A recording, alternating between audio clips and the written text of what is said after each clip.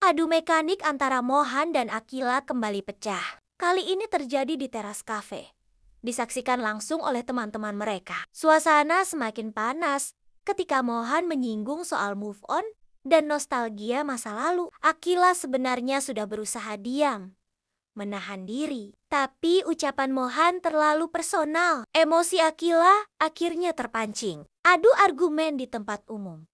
Apalagi disaksikan orang-orang terdekat. Jelas bikin suasana makin tegang. Ucapan Mohan soal move on seperti sengaja menyentil perasaan. Akila mungkin karena dia sendiri belum benar-benar bisa lepas dari masa lalu mereka. Sayangnya, cara Mohan menyampaikannya malah terkesan menyakitkan. Akila yang sudah berusaha cuek dan menahan diri pun akhirnya meledak. Ia melawan. Terlihat jelas kalau Mohan sedang bermain gengsi, pura-pura kuat. Sementara Akila di posisi yang terlalu lelah dan terlalu disakiti untuk terus diam. Teman-teman mereka hanya bisa saling pandang. Mau melerai pun takut memperkeruh keadaan. Ini sudah seperti perang ego yang tak terbendung. Mungkin Mohan kesal karena merasa Akila terlalu cepat melupakannya. Tapi Akila juga punya alasan kuat perasaan yang lama dipendam. Akhirnya pecah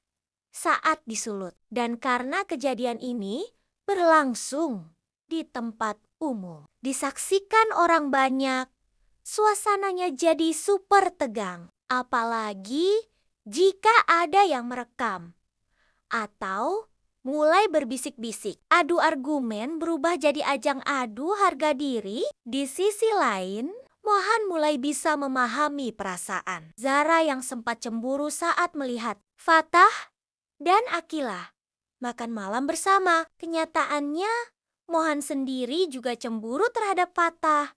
Tapi, alih-alih jujur, dia malah menyerang Akila lewat sindiran. Memancing emosi, membuat segalanya jadi makin rumit. Padahal, di balik sikap keras kepala dan ucapan menyakitkan itu, Mohan sebenarnya sedang tidak siap menghadapi rasa cemburu dan ketakutan kehilangan. Ia sedang tersesat dalam perasaannya sendiri. Ironisnya, saat ia mulai bisa memahami perasaan orang lain, ia malah gagal mengendalikan caranya sendiri dalam bersikap. Akila pun makin kesal. Ia bukan tak peduli ya, justru belum bisa benar-benar lepas dari Mohan. Tapi yang terus ia terima hanyalah serangan, bukan kejelasan. Akan ada adegan di mana Mohan kembali curhat ke geng. Hopeless romantik di studio Zara. Persis seperti waktu Fatah dan Akila makan malam pertama dulu. Seharusnya ini jadi momen introspeksi bagi Mohan. Tapi yang terjadi justru sebaliknya. Mohan makin dekat dengan Raisa dan itu jelas menyakiti Akila.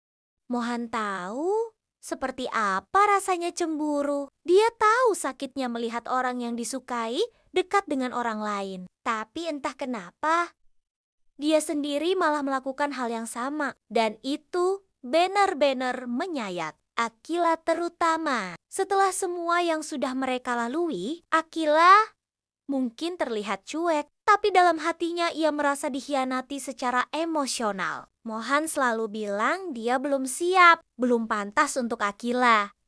Tapi sekarang justru dekat dengan orang lain seolah meremehkan luka yang pernah ia tinggalkan. Dan yang paling menyakitkan Mohan, seakan tak sadar atau pura-pura tak sadar bahwa kedekatannya dengan Raisa justru menghancurkan Akila. Ia menyentil soal nostalgia, soal move on, tapi seakan tak sadar bahwa dialah yang kini sedang mencoba move on dengan cara paling menyakitkan. Jika nanti Akila benar-benar pasang batas dan menjauh, pertanyaannya, apakah Mohan akan mengejar atau justru semakin terjebak dalam dunia egonya sendiri, bayangan yang mengintai. Di tengah konflik emosi yang makin kusut, orang misterius mulai bergerak lagi. Kali ini, mereka tampaknya mengawasi Noel dan Raisa. Target mereka tampaknya mulai meluas. Tak hanya Akila lagi. Bayangkan, Saat Mohan sedang berkumpul dengan Zara dan geng hopeless romantik, orang misterius itu mungkin saja sedang mengamati mereka. Diam-diam, bisa dari balik jendela studio, bisa dari dalam mobil. Kamera memperlihatkan sosok asing di balik. Bayangan membuat penonton bertanya-tanya, siapa sebenarnya yang jadi target berikutnya? Noel, Raisa, Zara, atau justru Akila lagi? Mereka mungkin sedang memetakan siapa saja yang paling dekat dengan Akila dan Mohan. Mencari celah, menunggu waktu yang tepat untuk mengacaukan semuanya. Dan saat itu tiba, segalanya bisa berubah dalam sekejap.